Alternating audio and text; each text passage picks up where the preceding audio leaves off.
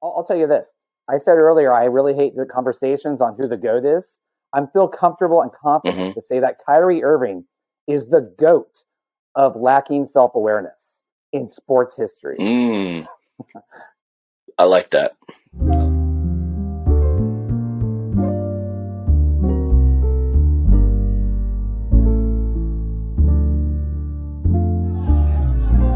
are they gonna say now? What are they gonna say now?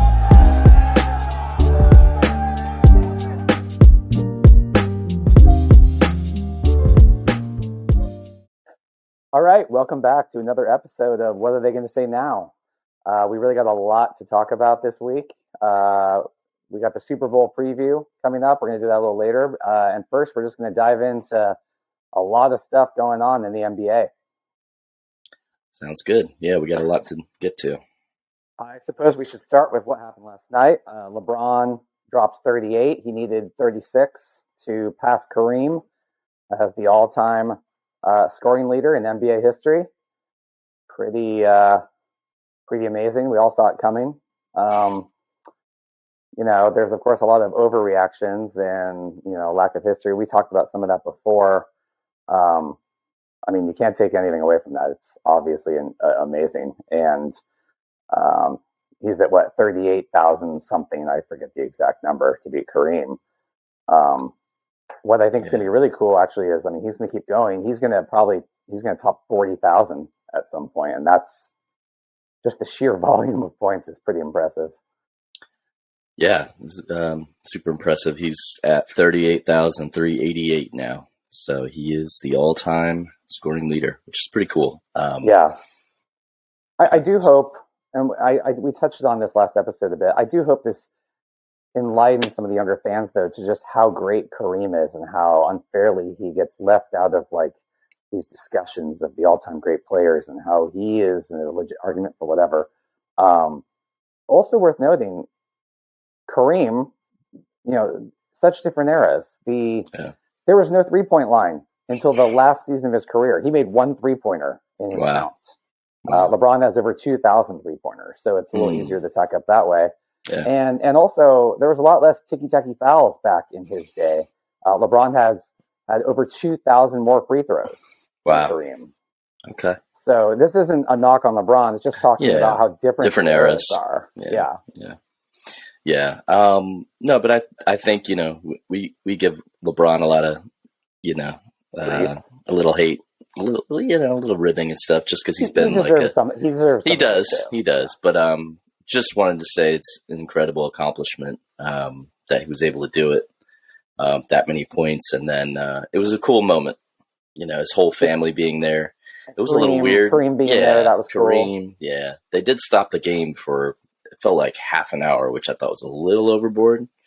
But, it's a big moment. It's not going to happen again. It might happen again in 40 years. Who knows? Everyone said Kareem's record was never going to be broken. Right. Yeah. I don't know. I don't know that we'll see it in our lifetime, to be honest. But I think you could see some player coming up in this new era who shoots not quite as well as, but shoots from behind the arc like Curry. Yeah. Has crazy longevity and will have a ton of three-pointers in that mix. Could make it interesting. As far as current players in the league go, there's KD's the closest, and he's still got a ways to go, and he can't stay healthy. Right. I don't see that happening. That's to me is the biggest thing. It's the scoring average that you need to keep every single year, but it's also 20 years of really not getting injured a lot, which LeBron did, right? It was only last year that he really missed substantial time, right? In his entire career. That's what I think is really, I don't see that run happening again for a player, but you just have to be, like I said, we never know. One part freak of nature, right? Another part take such good care of your body, diet. Yeah. We know LeBron says he spends $1 million a year on his body, which I believe. Yeah, I believe it too. Nutrition, all that stuff, which, by the way, puts Kareem's accomplishment in a whole different light as well, because they didn't have all that. He didn't have that. Yeah, he was just. Weren't they flying commercial too? You know what I mean? There's just so many. In the early days, right? back when the NBA Finals was on tape delay, right? Because it wasn't important enough to air live. Right. So you're right. It does you do think about it, I would be like, geez, what could he have done and in this era? There's also just, I will say, to a certain degree, not getting injured is a skill, but there's also luck involved as well. Oh, yeah, 100%. Bad luck, you get, Yeah. It can happen. It's interesting. I've seen there's so many different takes on this now with LeBron in both directions, trying to like criticize him or over compliment him. Not you can really over compliment. One of the goofier ones I saw, this was on ESPN last week, and I forget who the dipshit is that said it. It wasn't like Steven. It was, I forget who it was. And he goes, I don't really think of LeBron, though, as a major scoring threat. So that made me look up, and I was like, what? That made me look up the top point per game leaders in NBA, ABA history. LeBron is ranked 5th of all time in points per game. Wow. He's not a scoring threat? Right. What? No, he's that and other things. I think that's what he always wanted to say, but he's definitely Jordan a scorer. Was on top at 30, a little over 30 points a game. LeBron's at 27.2. Wow. There's a couple guys in between, Elgin Baylor. He's just ahead of Jerry West. But what a ridiculous statement. And then the other side of that is, well, now that LeBron has the most points scored of all time, he's the GOAT. And it's like, that is the dumbest measure. I mean, it's great. It's definitely like, wow, you scored the most points. That's longevity and all that. And okay. And okay, you know what? It's another edition of Just Stop. Let's cue the music. I love it. Okay. To quote, who said this? To quote Eleanor Roosevelt. Wow. Great minds discuss ideas. Average minds discuss events. And small minds discuss who is the greatest of all time while comparing players from completely different eras when the sport was so vastly different that even trying to compare them is idiotic and just a fruitless, pointless exercise. And I am so tired of it. Wow. We just talked about the differences between Kareem and LeBron. There were no three-pointers. I mean, you can even talk about Jordan and LeBron. There was no zone defense allowed back then. There was hand checking allowed. It was a different pace of play up and down the floor both ways. It was a different sport. Yeah. I'm so sick and tired of hearing these arguments from different eras. Now, if you want to get into who is the greatest player of a certain era, you can talk about like Kobe versus Duncan. That's an interesting conversation. They played at the same time. Right. I have had enough of the cross-era comparison. Then you get into like Bill Russell. It's like there was 8 teams in the league then. Okay? Yeah. And guys worked as like car salesmen on the side. Like It's just not the same sport. Just stop comparing it. Please stop. I love it. I'm so sick of it, and we're going to hear about it now after this. I mean, we've been hearing about it already the last couple of years. Yeah. It's exhausting. I'm not saying I have never engaged in this. You just fall into it. But I'm not, but for a while now, I'm just over it. Just stop the comparison, Shout out to the GOAT, Eleanor Roosevelt, man. She's way ahead of her time with that quote. She's a quote GOAT. She's a quote GOAT. She's the quote GOAT, yeah. No, yeah. I agree, man. And I will say... Eleanor, she likes hot, nasty speed. We'll shout out to Talladega Nights there. Wow. Okay. I was just going to say, I give LeBron a lot of grief for his off-the-court stuff and his comments and everything. He's been trying to downplay it publicly, kind of saying, it's you're comparing different eras. Kind of the same stuff we're saying. I know in his mind, he thinks he's the GOAT. Well, I like what he said. He actually said last night, he goes, I feel like I'm the greatest player of all time. Right, which is fine. I feel you feel like that. And Jordan should feel that way, and Kareem should feel that way, and Russell should feel that way, because they're the greatest of their. Kobe probably in a way feels that way. Yeah. Duncan. There's all these players who, and they all feel that way. That's why they're great. But I really appreciate the I feel. Not just, he didn't declare, and I'm shocked. I thought LeBron would be like, I am the greatest, Which I feel like in the past he's done, right? Yeah, he's like basically more crowning himself the greatest. It's like, come on, man. How shocking that the guy who gave himself the nickname of King would crown himself. Right. Right, exactly. No, but to his credit, I appreciated how he phrased that. So I was impressed with the way he went about last night in general. And he was very respectful to Kareem. Yeah. No, I thought it was classy and well done, and like, I don't know that I was expecting it to be a shit show, but but I thought he handled it well. So shout out to him, and it was a cool moment. He did it later in the game because he needed 36 and he got the 38. It was more fun and momentous later in the game than like the first quarter. Yeah. He knocks down like a bucket in the first quarter and they stopped the game after like 3 minutes, Right. I think it didn't help. It didn't help. It didn't help them get a win. Yeah, but still lost. I'm just saying. There were definitely some weird moments to the night too, right? Just the fact that it was a whole circus and all the stars there, and they stopped the game and all that. But there was also some weirdness. I don't know if you saw this with Anthony Davis.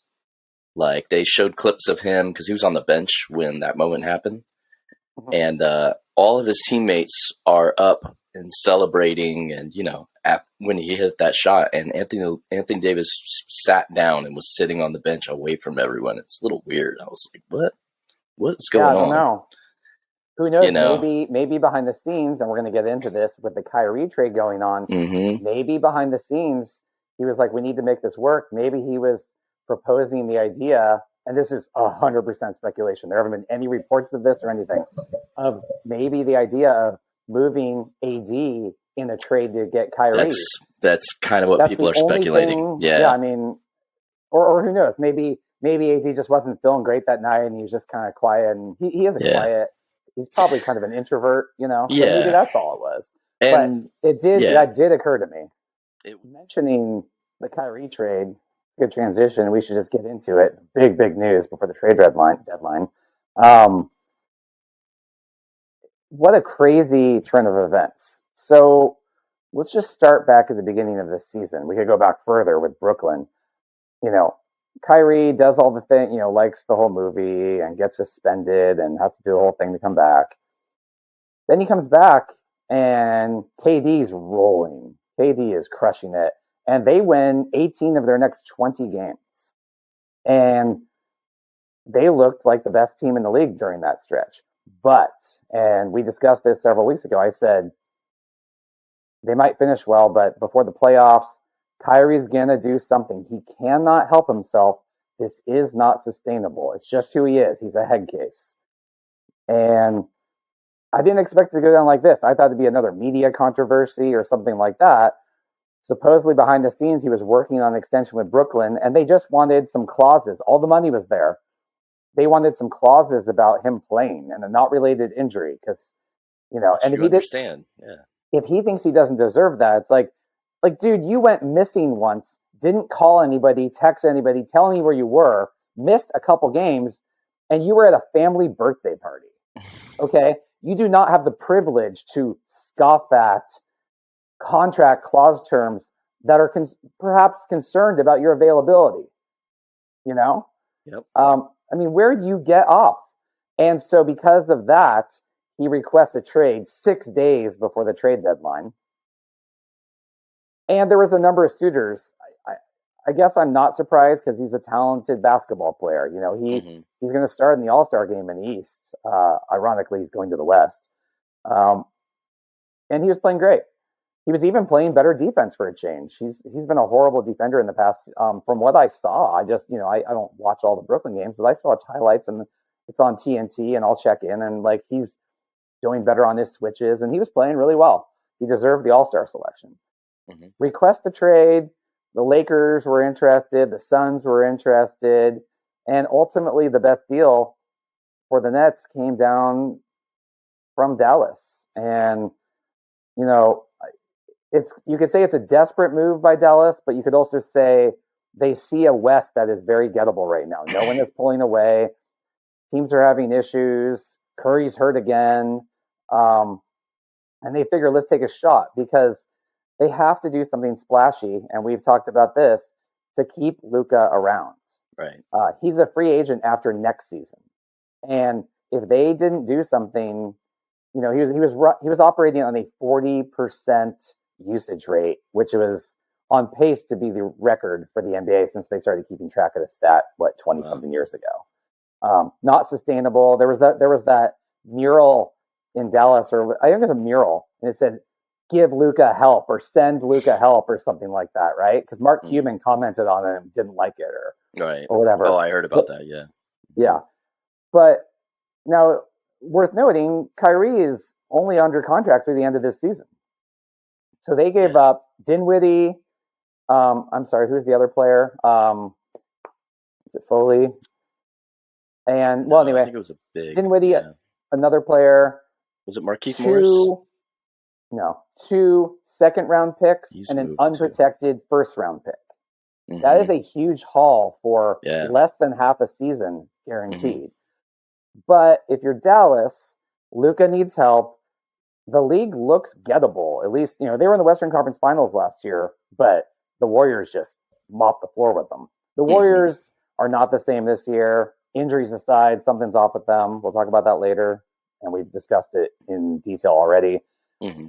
So they see an opportunity to take a shot, and also, as far as keeping Luka happy, you're like, look, we went for it. We tried to get you some help scoring, and I mean, on the court, it makes a lot of sense. Luka needs help. You could say it's a problem.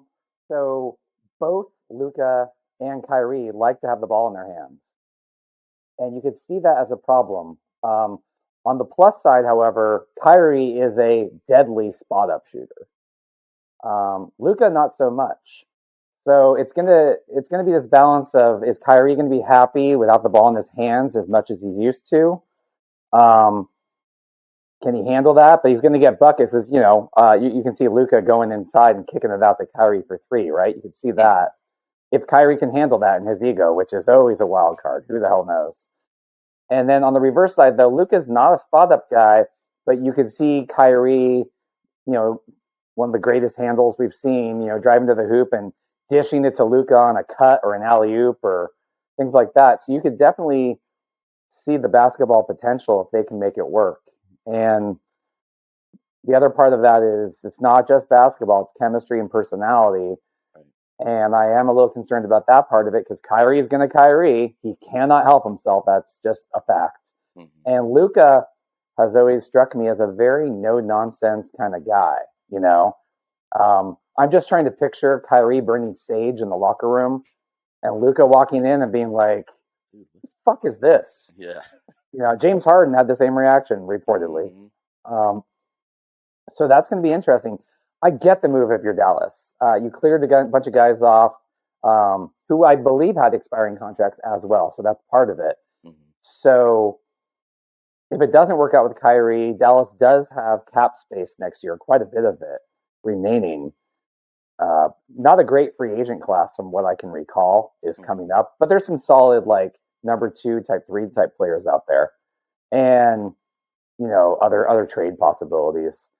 So I get Dallas had to roll the dice here. They had to try something. They just couldn't keep doing what they're doing and want to keep Luka around. But so it's more of a commitment and a roll of the dice and see what happens. So I like it from that point of view. If you're Brooklyn, I think it's a great trade. They got those draft picks, couple of decent assets. Granted, they have to re-sign them, but there's some flexibility with that where it's cheaper to re-sign them than sign them as a free agent, etc. And they're just done with the Kyrie situation. I was just going to say that, yeah. Just Joe's eyes got to be like, thank God. Oh my God, no more Kyrie. Just and what kills me is, the press conference and what Kyrie said. What did he say? He said he's happy to be in a place where he feels like he's respected and celebrated. He wasn't and celebrated because he felt really disrespected in Brooklyn. Like they were just there was no reason that they did any of the actions they did. Like he wasn't a complete jackass, and they couldn't count on him, and never knew what he was going to say. And you know what I mean? It's just like, really, my guy. I'm trying to. You're the problem. You are the problem. Sean Marks, Josiah, other executives, front office, behind the scenes, they might just be like, this fucking guy. They gave him everything he wanted. Mm-hmm. They got KD, that came in, moved players around. They bent over backwards. They paid him all that money. Absolutely. and he played so little. Like the number of actual games he played for Brooklyn is absurd, Right. And and it's not just the COVID thing; it's the other stuff too. What was it, like 100? I don't even want to quote it because it's not right, but it was maybe half the games in his 3 years there, which is ridiculous. Yeah. Yeah. No, I mean it's always he's always the one who's aggrieved, right? It's never anything he did that caused any of these issues. Granted, the last 3 stops he's in, it was all flamed out badly, and it was all, oh yeah, I want to play here forever. I want to be in Boston. I want to have my name up on the banners and everything else. Yeah. Next year he's gone. It's like, if everywhere you go, the situation is bad. Maybe you're the problem. You're the problem. Yeah, no, I mean, you described it really well. I completely understand why Dallas did what they did. I think offensively, that team is going to be a lot to handle, and they're going to be a hard out just offensively. This doesn't help them defensively at all. No. It's just one of those things where they know what it is that they're getting into, and they're comfortable with, hey, we're just going to have to offensively overwhelm teams. And I think they will do that to a number of teams, but I worry about the fit a little bit. Just 2 strong personalities on the court. Luka likes the ball a lot.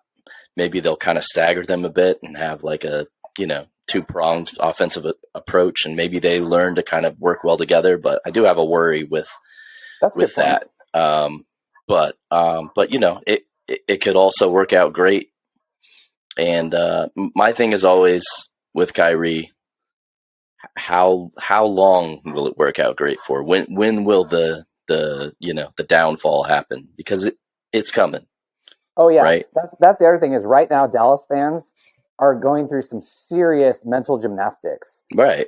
Oh, they even said in the press conference, we believe we have a different culture here, and it's like, oh, is your culture that much better than Boston? Just in the finals. Right. No, right. Your culture. It's such nonsense. Just it's a roll of the dice, and that's fine. Right. But stop fooling yourself to think your culture is also. I'm sorry. The last thing I heard about the Mavericks culture was a lawsuit over a harassment workplace scandal. Oh, so they've had a lot of issues. That's your great culture? What are you talking about? Right. Just say what it is. It's a gamble for trying to win now. A great scorer.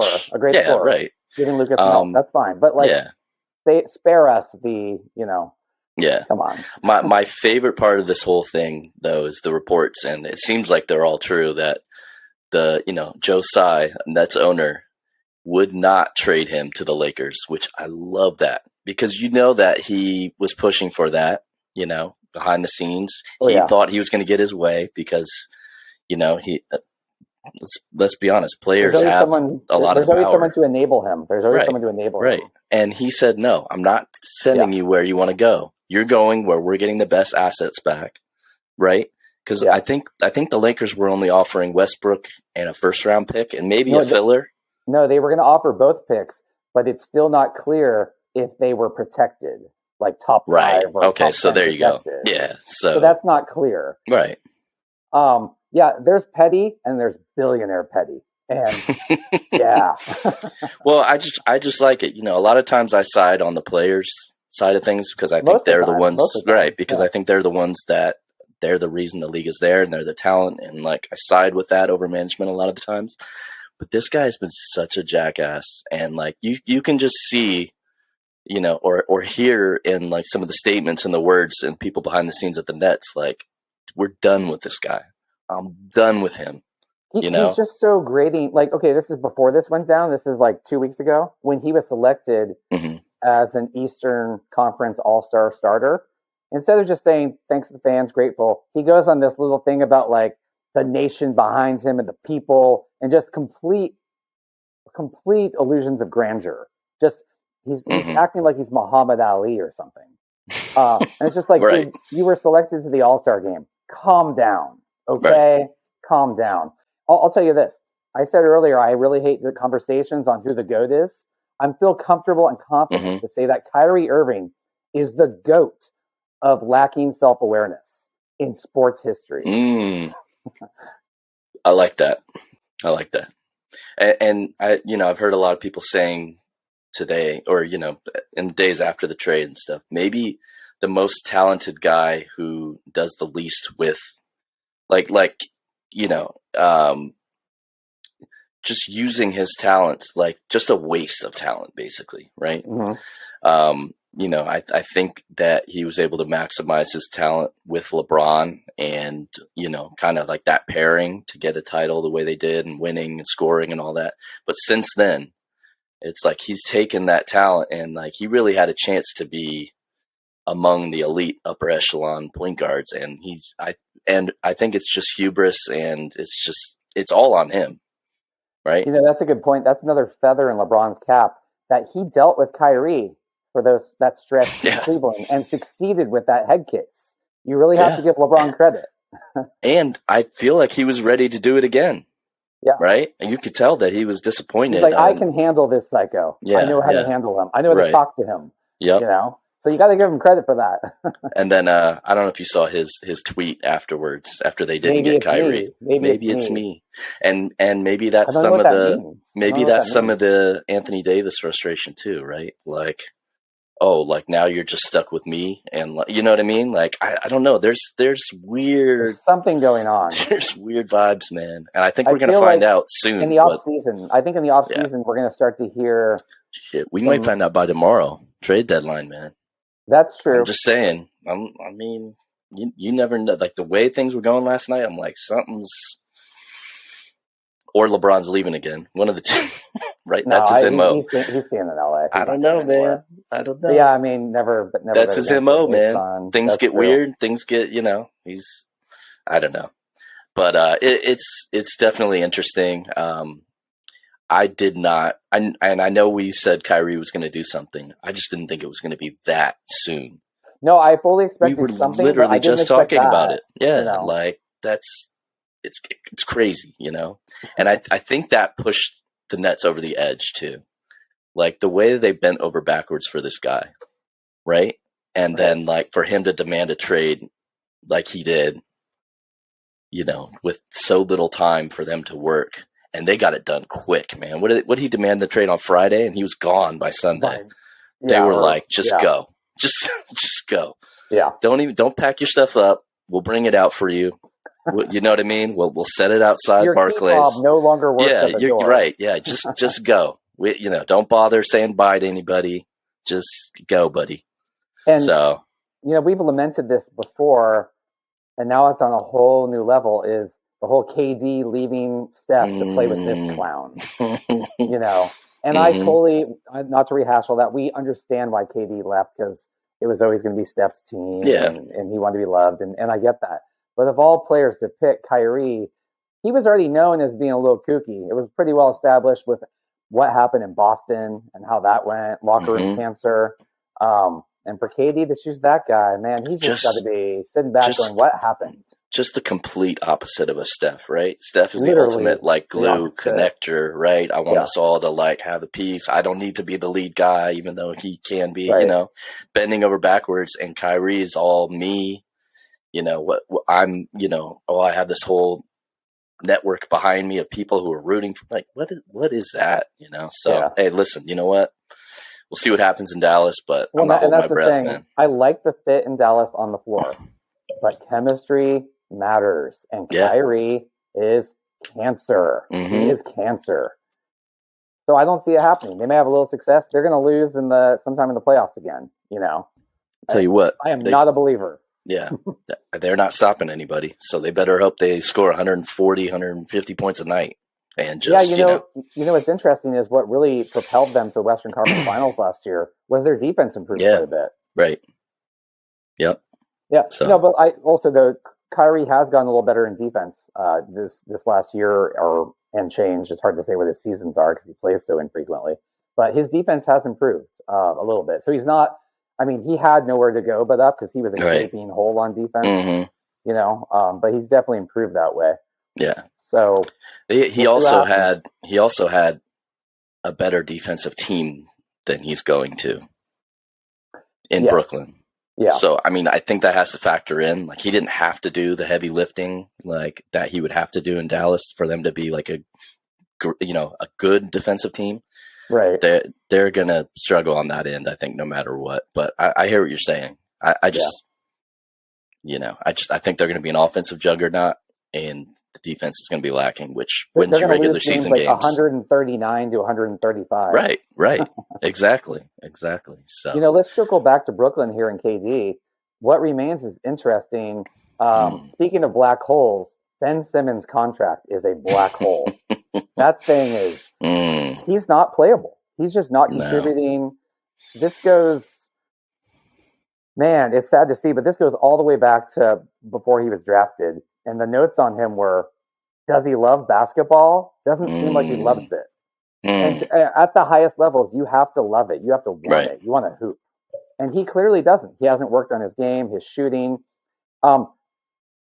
Maybe they're still technically starting him. I haven't paid that close attention. But with Claxton playing so well, Claxton, by the way, has been fantastic on defense for Brooklyn. It's like, Simmons is he's barely even playable at this point, and he's got a max contract. It's the worst contract in the league by far right now. And so now KD's here. I mean, Dinwiddie is a nice player, and they're going to have those draft picks, and they're going to have some cap space as well for next year. But that Simmons contract is a problem. And KD already asked for a trade. What do you see? What's your prediction for what happens with KD next year? Or this offseason? I think he's kicking himself. He didn't force the trade more, that he relented and went back.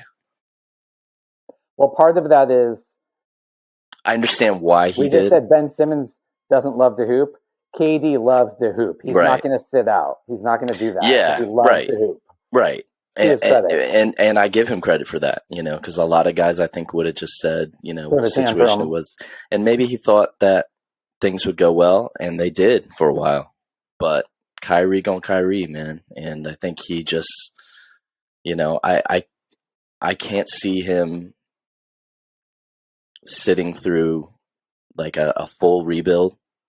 No, I mean, why would he? He's got limited time, left, and I could see him wanting out, but I just don't know what the options are. What's a team that has the space to sign him, that'd be willing to sign him at his age with injury history and all that?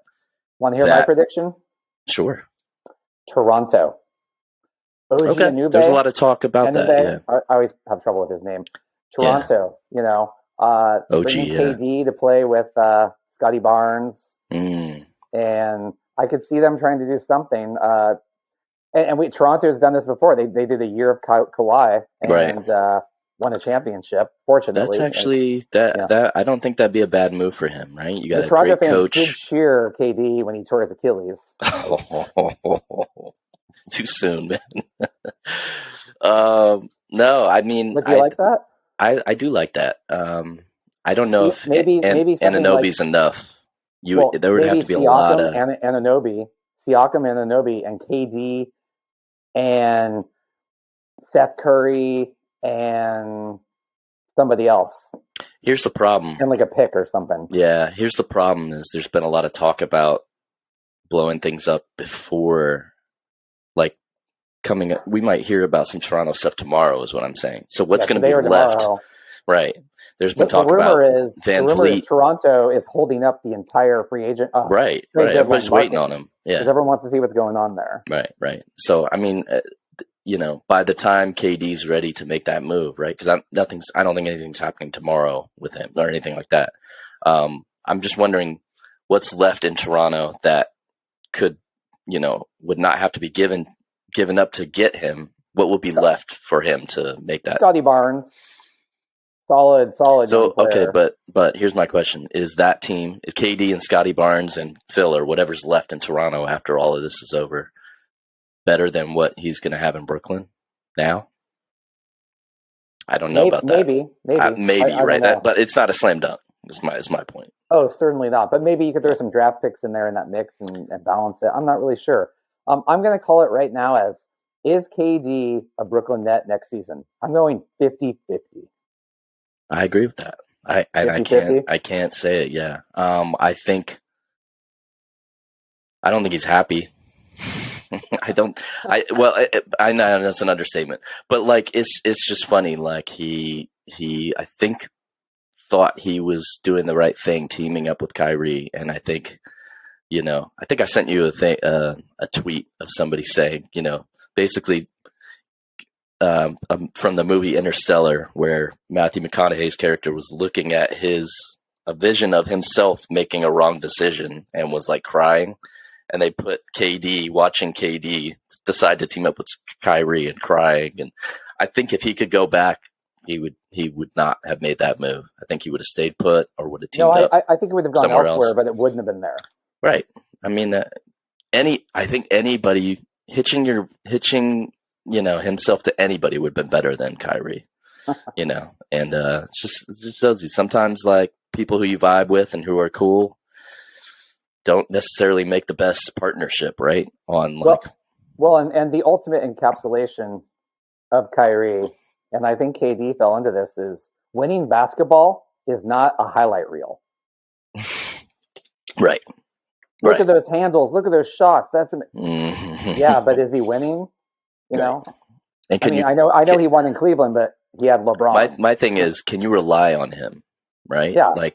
When the chips are down, when you need him to be on the court, when you need him to be a leader, can you rely on him?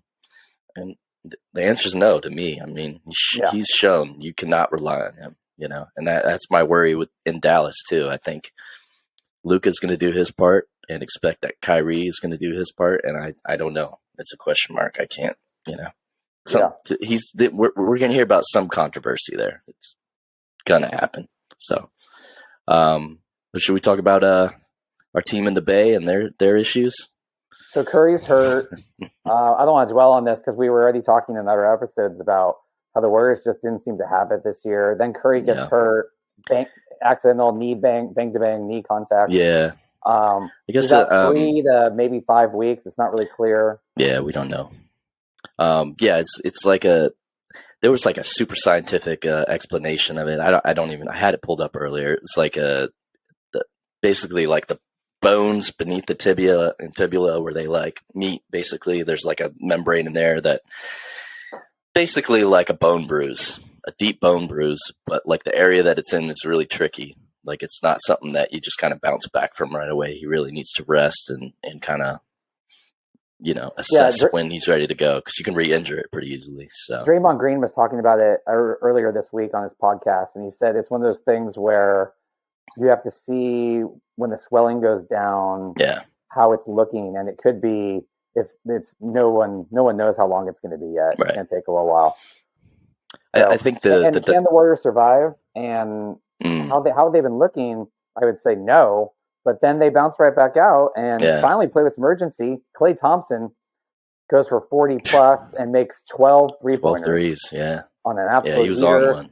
Yeah. And Jordan Poole played his ass off in that game as well. Jordan Poole was great. I think they made 25 or 27 threes as a team. Like they were not far off the team record on threes. So they came out blazing. So once again, that's what you want to see. Yeah. Can they tread water until Steph comes back? And then even if he does come back, it's just this season is so disjointed that I said I was pretty skeptical and kind of out on their odds this year. This reinforces that even more. But again, I hope to be wrong. And you never know what happens when all you have to do is make the tournament, and things can happen. And the schedule, doesn't seem like their year. The timing is actually not horrible as far as when this happened. Their schedule, a lot of home games. The schedule is really not. It's not like they're playing a lot of championship contenders or anything like that. They're all kind of teams around them. And then we have the All-Star break, which is perfect because that's a whole week of his recovery that he would have been off anyways. So we're going to figure Steph will be back probably in mid to late March. Who knows? But mid to late March. Yeah, I don't know. It's interesting. Like I would have thought that at first. I thought, he's this 6 to 8 weeks. He's done for a while. Maybe it's not till early April.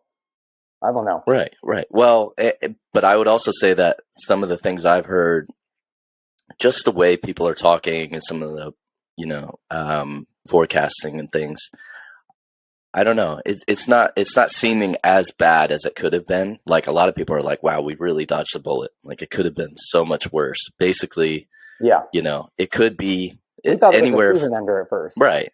I would say from like, it's not going to be any less than 3 weeks, but I could say 3 to like 7 weeks, something like, you know what I mean? Or but I wouldn't say, I would say it's looking like more towards the beginning of that range, which is fine. If it's 3 weeks to a month, with the schedule we have with All-Star break, I think, play around 500 or even better. I mean, well, it's worth noting that last season Curry missed the entire last month of the season and didn't play a game until game 1 of the playoffs.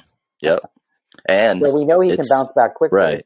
And that happened to be when Jordan Poole went nuclear, which if we could use Curry came off the bench the first 2 or 3 playoff games too. Right.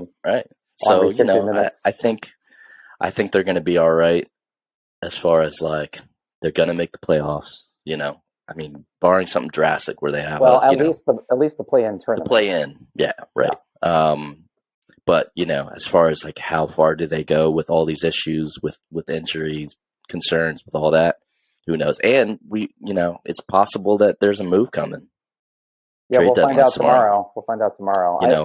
I don't think we're going to see much of a move, to be honest, because this has been such a chaotic season with so much in the air. I don't either, but there's been some rumors swelling as far as them kind of softening their position on moving some of the young guys. I don't know, man. I can't. I wouldn't say I'm betting on that happening. I'm just saying, like, I wouldn't be shocked if a Wiseman and Moody or, some combination of young guys who really aren't doing a whole lot right now gets moved for something. So we'll see. Can we trade Wiseman, Moody, Collins, and 2 draft picks for a newbie and in the Bay? Where do his name? Ananobi? Yeah, where do I sign, man? Yeah. Where do I, come on.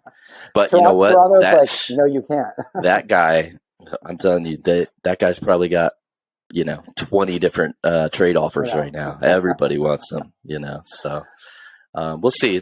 I think there's going to be a little movement tomorrow, so that'll be interesting. I'm not sure what time the trade deadline is, but I'm going to be locked in for sure, seeing what happens. So, any other NBA stuff? I don't know.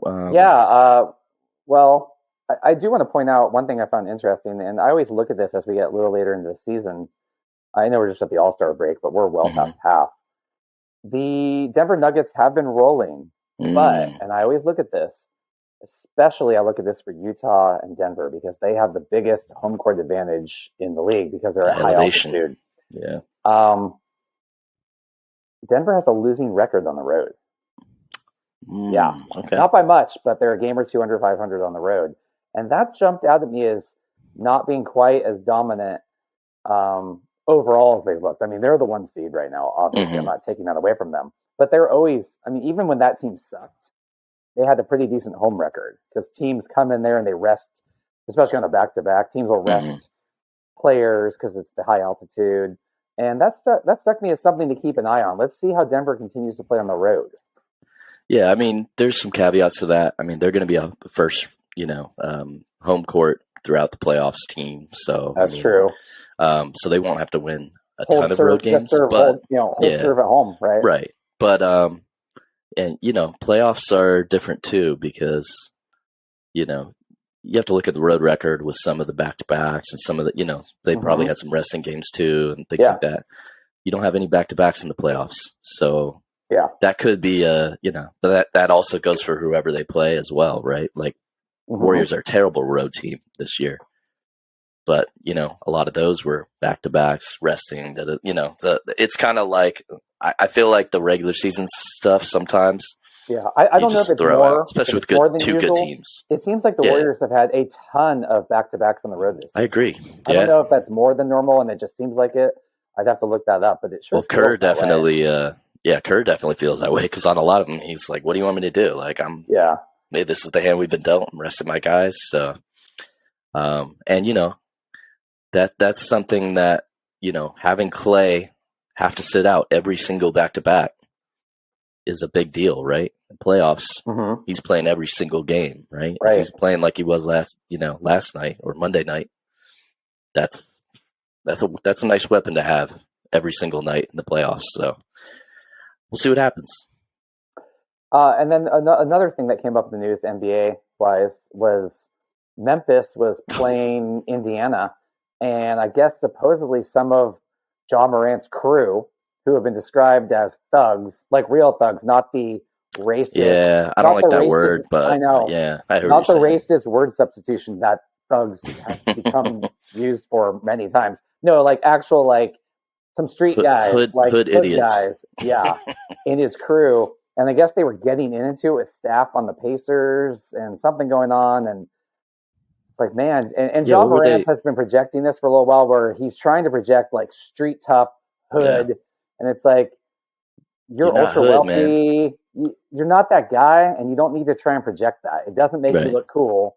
You know, Allen Iverson maybe projected that a little bit, but his is more about style and like. And he was really from that life. He was from Ja that life Morant too. Is not. And if anything, Iverson distanced himself from it to a degree, whereas Morant's trying to like lean into it. And this whole Memphis team, they got into the shouting thing with Shannon Sharp and all the comments, and we spoke on this previously, and they're in the tailspin in the last. I think they're 2-8 in their last 10 games. Yeah, they have a losing record against the West, the conference that they're not worried about. You know, given how much we've both turned on Memphis because they talk and don't deliver, not yet anyway. Kind of enjoyable, little humble pie here this season. So yeah, I still really like Ja as a player, like what too. Like his on court demeanor, and like I think he's a really talented young player. But yeah, sometimes like. You trying to have this persona, right? Memphis always, I feel like even the grit and grind era, it's always like, super tough. Like you can't take anything from us, which is cool. I like that grit and grind, like hardworking, you know what I mean? Small market team. But like you're riding around with your crew pointing, putting scopes on people and like, bro, what are you doing? Oh, like, that's right. They were shining a laser pointer, right? Well, no, right. So it was a red dot sight, right? Which it could either be a laser pointer or like people with the Pacers thought that it was actually like they're aiming guns at them, which I could see because the people that he's hanging out with and that he's repping are like people he shouldn't even be associating with, man. Like you have so much to lose, right? So like to me, like why are you even in that situation? Like what are you trying to prove? Why? Like you've made it, man. Like you don't need that. And by the way, moving away from that part of your life, and it's not like he was 50 Cent dealing in the corners getting shot. Right. But even so, it's the idea of like keeping it real. And it's like, no, you can move away from that. That's keeping it real. Yeah, you don't need to try. There's I'm always sending you memes and tweets and stuff like that. There was a tweet of I don't know if you've seen the movie 8 Mile, where Eminem in the final rap battle, I forget the main antagonist character, but he basically is talking about how he acts hard, but he knows that he comes from a real nice family, and his name was different, and he changed things up. Maybe we could put a clip in of that here, but it was just... I do remember that. Yeah, it was just hilarious because they have Ja's picture in there, and they like having Ja's actual, like, the way he grew up and his name. It's like, it fits perfectly. And I was like, that's exactly what it is. It was basically like, you came from a really nice family. Yeah. But maybe we can throw that clip in here because it's just like...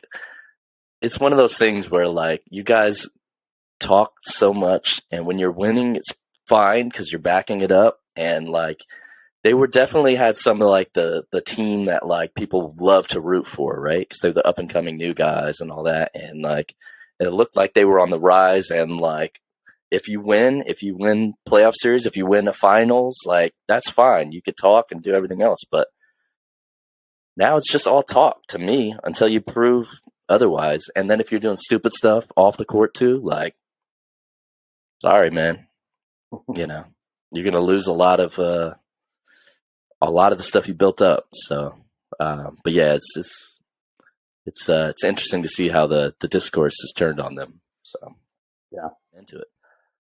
Oh, is there a game Sunday? After Brock Purdy got hurt, so. I blacked out. I blacked out, and I don't even know what happened. Okay, good to know. I'll just check the calendar. Much, but... Yeah. Nice. Frustrating. Still got robbed of a real game. But anyway, so we got Eagles in Kansas City. There are some interesting storylines. Let's go with just out the gates. The line has moved back and forth because Patrick Mahomes, high ankle sprain, and how is it going? And I think at one point the Eagles were favored by 1, then it was Kansas City by 1, now it's the Eagles by 1. It's basically a pick'em, right? It's a pick'em. I'm going to go with Kansas City. And there's a number of reasons, but a very superficial but yet meaningful one I like is this. Going back to when he took over as the head coach of the Eagles, Andy Reid, which that's the storyline, the Eagles fired him and he went to Kansas City and had all this other success. He's had a lot of success in Philly too. But going all the way back to his starting as a head coach, and I'm not sure if this includes the Kansas City win over the Niners in 2019. It may not. But when Andy Reid has a bye week as a coach before the game coming up, and he has 2 weeks to prepare for the team, his record is 27-4. And I believe if you count the other Super Bowl, it's 28-4. Andy Reid is a master schemer, and you give him a whole extra week, and it clearly helps.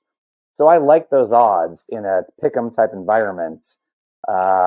He's going to come in ready. He's going to have ideas. He's going to be ready to deal with blitzing on Mahomes. And, blitzing Mahomes is very dangerous, hurt ankle or not, Yeah. So I think he's going to come in with a real solid game plan. And I see it being a close game, but I have Kansas City pulling this out. Yeah. I agree with you. I was leaning Philly going into the bye week, right? Like right after the championship games, NFC and AFC championship games, just because the Kansas City was such a question mark at quarterback, which, Mahomes he did great for like being injured and like putting up a game, but I just had a lot of issues. And if you're not getting a fully mobile Mahomes, I was just worried that, Philly had so many weapons and that they were just going to overwhelm them. But I think Mahomes has had really good practices, and all the stuff that I've been hearing, and granted, like we haven't been seeing a ton of, footage or anything, but he's saying like his ankle feels a lot better than it did at this point last week before he was ready to play. 2 weeks is a long time. It's a long break. Yeah. He's got time to have a lot of treatment. And I just think we're going to see a much sharper, more confident, that he's able to move around on that ankle. And I think experience matters in this circumstance, right? Because Kansas City's been there. They're, very recently. They know what it takes. If they get some adversity, they're going to push through it. And, I do think that they could be down in this game early and it could be like, uh-oh. But I just feel like they're so resilient. Like you talked about Andy Reid coaching. They're just a machine, man. And I also think, which is something we talked about before, Philly hasn't really been tested with like a complete team, a non-injured team, let's say. Yes. Not on their, fourth, fifth string quarterback. I'm glad you brought that up because I was going to say that was another major factor in my decision. Philly had a pretty easy schedule. Not their fault. You beat who's in front of you. But on top of that, early in the season when they played Dallas, Dak Prescott was out. They lost to Dallas later on, but that was when Hurts was out. That was the one loss. So they were dominant. Yeah. But they did have an easy schedule. They played a Giants team that was happy to be there. Right. kind of unexpected that they would have even made it that far and mopped the floor with them. Mm-hmm. And it was an impressive win, but it wasn't a huge challenge. It didn't feel that way, I put my money where my mouth was. The Eagles were favored quite a bit, and I bet on the Eagles. Mm-hmm. I think it was Eagles by 8 or something like that. And then the Niners. And here's the thing about the Niners matchup. I mean, the Niners were on their third string quarterback, but they were still a force with Brock Purdy. Brock Purdy gets hurt on the first possession of the game. Yeah. And before Josh Johnson comes in and the Niners basically phone it in and are collapsing, the Eagles offense was having a hard time with the Niners. They, there was the interception, or there was the touchdown that shouldn't have counted. It was a missed ref call, and Shannon should challenge it, blah, blah, blah. Mm-hmm. After that, I think I read the Eagles only averaged, in that whole percent, they were averaging 3.8 yards a play, which is not great. Yeah. So, and the Niners had the best defense in football, so there's that as well. Mm-hmm. So they maybe had a little bit of a challenge there, but then the Niners defense was on the field the whole time, so they wore down, and also they were mentally checked out when it was clear Purdy wasn't coming back and Johnson was not going to be useful. So, not a real challenge. It could have been a great challenge. That was going to be a great game, but they didn't get it. Whereas Kansas City has had some real tough, close games, and they have been tested. They've gone through the adversity with Mahomes, limping around last week or 2 weeks ago in the AFC Championship. So being battle tested can really matter when it comes down to it. Not always, but I think that's in Kansas City's favor. And in terms of being battle tested, Kansas City lost, counting the playoffs, they're 16-3 this season, right? Is that right? 16-3. Sounds right. In those 3 losses, it's by a combined total of 10 points. Wow. Yeah, so there you go.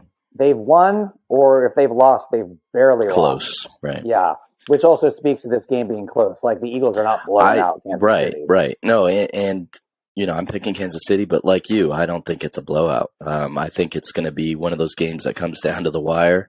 Yeah. And I just feel like if Kansas City, game on the line, has game-winning drive they have to make, I'm betting on them to make that play, that game-winning play. And Eagles, I think they could do it. I could see a scenario where they win, right? Mm-hmm. Where, Mahomes comes out and maybe he tweaks the ankle again and just doesn't look right. Or they just, they've had games where they come out and they don't look like themselves for a bit.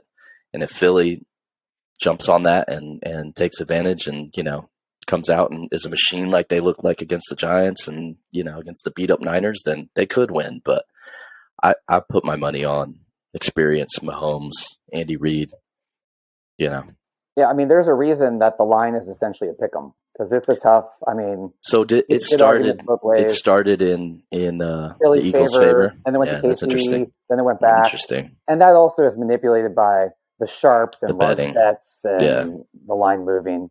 But it's essentially a pick 'em. Interesting. Yeah. And I could see that, on here we're making a bet on who we think will win. So that's why, I think we're going with what we're going with. But Super Bowl, if my team's not in it, obviously if my team's in it, I want it to be a comfortable win. Right. Well, close game, but I don't want it to be they have to make a miraculous crazy. Oh, you said if your team is in it, but if they're not in it, you just want. I want a good game. I will be rooting for whoever's behind. I want a good game. I want a good game. Yeah. Yeah. So I think if it's, I would love it if it's both teams are playing great and it comes down to that final minute, right? And you get all the emotion and all that. So that's kind of what I'm expecting. It sounds like you are too, and hopefully it'll be a good game. Speaking of betting, prop bets are always a big deal for the Super Bowl. How long will the national anthem last? What song will Rihanna open with at halftime? Coin toss, heads or tails. The odds are 50-50 on that one, by the way. Big shock, interesting. Right? And all those goofy prop bets, some of those are really fun. Okay. Here's an interesting one I found. I hadn't heard of this one before. And I bet on it. I like it. Nice. It's called the octopus. Okay. So here's how the bet works. An octopus is when a player scores a touchdown, and then the same player scores the 2-point conversion right after it. So they get the 8 points. Ooh. The Osho, the octopus is what it's called. Okay. Now, that sounds like a crazy bet. But in this case, and it's will any player, you don't have to pick the player. You just said, will any player in this game score an octopus? Okay. And the odds are 1,400 to 1. Wow. So I bet $5, which if it happens, wins $7,000. Wow. Okay, so pretty nice conversion there, right? Yeah. I actually like it in particular for this game because the Eagles, it's really common for Jalen Hurts to run in for a touchdown or pass for a touchdown. And then also to do the same thing in the 2-point conversion. And we know Nick Sirianni likes to roll the dice and he likes 2-point conversions. Mm. You know? Yeah. But so I just think the hardest part is, yeah. Or on the other side, Kelsey scores a touchdown, and then he's definitely go-to on a 2-point conversion. Right. In the end zone. I could see it being Travis Kelsey. And if we're talking about, we both think it being a close game, you might need a 2-point conversion, right? To seal a game. I'm going to be rooting for like a weird thing, where it's not lining up on 7s and 3s, like the scoring that you want it to be where someone really needs to go for the 2-point, you want someone to be down by 8 or, something like that. So it sets up the odds of that 13-8 first half score. But yeah, I had never heard of that before. And I saw that bet and it took me a second to figure out what it was. And I was like, I kind of like that cool. one. Yeah. I mean, it's pretty rare, clearly, with those odds. It's low risk, too, like you said. $5. Yeah. That's interesting. If it happens, I'll be celebrating. Hey, $7,000, pretty fun. We're both celebrating, buddy. You're bringing me out to the Bay, and we're having the Warriors game. Yeah. No, yeah, that's an interesting one. There's just so many different things you could bet on, which is fun. It can make it like, and I feel like people bet on some weird stuff too, which is cool. Oh yeah. Well, and it's funny. There's some online, but a couple of years ago when the Niners were in the Super Bowl against KC, I went to Vegas. It was my friend's 50th birthday on the same day of the Super Bowl. Nice. And you go to the sports books there, and you're like, "Oh, can I see the Super Bowl prop bets?" And they hand you a stapled booklet that's like 20 pages thick of just the most absurd prop bets you can think of. It's just you're just rifling through it trying to find it. It's pretty crazy. Interesting. That's why there's so much action, because it's not just picking the winning team or losing team. Say you pick one team to win and it looks like it's they're out of it, but then you have these weird prop bets, so it keeps the interest going. So cool. Those are fun. Well, I'm rooting for you, man. I might have to put in a bet on that too, man. That's cool. I'll send you a link. Okay. Nice. It's really too bad in terms of picking the winner of this game. Do you know who would be perfect to consult for this? Aaron Rodgers, because he said he's going to go into a darkness retreat to figure out if he's going to play next season or not. He's going to go do it's a darkness retreat experience. So I feel like we need him to go into the deep darkness and come out and say, tell us who's going to win by 3. I like it. To higher powers. Yeah. And they told me who's going to win. Wow. Interesting. Okay. Yeah. He's probably not going to tell us, though. He's going to text Joe Rogan and nobody else, Yeah. I'm waiting for the Rodgers to the Niners, headlines. Who knows what's going to happen? It's like, at least we know it won't be Brady. So that's a pet peeve of mine is people who speculate on stuff like that. They're they should do this or trade this or this, and it's like, so there's this thing called a salary cap. Yeah. Are you working in reality or right? In the NBA in particular, people trade. Well, they should trade this draft pick and that for this player, and you're like, where's the other $30 million a year coming from? That's not how it works. That. Right. Yeah. Drives me crazy. Mm-hmm. Yeah, you see some crazy stuff on the trade machine. There's a salary cap for a reason. You have to fall within those boundaries. Right. The Niners literally cannot trade for Aaron Rodgers without unloading picks and some high salaries. That's insane. It makes no sense. Yeah. Yep. It makes zero football sense or financial sense or future building sense or anything. So. Right. All right. Well, let's hope it's a good game. as always. We've had some real snoozers, but I think this is going to be a good one. I hope so. Yeah, should be fun anyways. So. All right. Well, I'm sure we'll do a full recap of everything that happens this weekend, and we'll also see if anything else interesting happens at the NBA trade deadline tomorrow. Yeah. Yep. Thursday, I should say. This might be released tomorrow. So, the Kyrie deal already went down. We already discussed that. But I feel like we're going to see some other interesting things happen there. So I think we'll have plenty to talk about following the big game. Oh, yeah. Sounds good. All right. Thank you for listening. Please subscribe on Apple Podcasts, Spotify, YouTube. And we'd love to hear the comments. So always open to feedback. Absolutely. See ya.